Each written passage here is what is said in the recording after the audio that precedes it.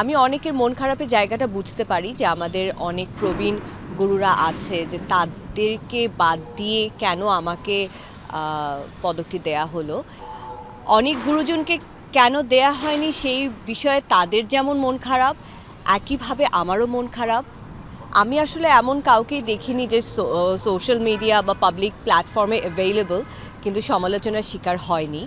তো সেই জায়গা থেকে আম আমার নাম যেহেতু এসেছে, সমালোচনার একটা জায়গা তৈরি হয়েছে এবং সমালোচনা খুবই প্রয়োজন।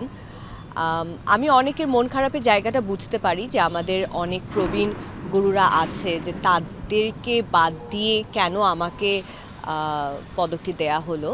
এই ব্যাপারে আমি বলতে চাই যে আমাকে কেন দেয়া হলো এটা তো আসলে আমার সিদ্ধান্তের ব্যাপার ছিল না।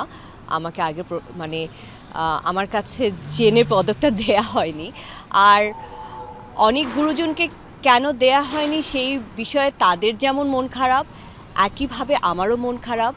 কারণ আমাদের নৃত্যগুরুদেরকে তারাও যেমন ভালোবাসে, আমিও তো ভালোবাসি। তারা তো আমারও গুরুজন। তো তাদের সাথে আমারও আসলে মন খারাপ।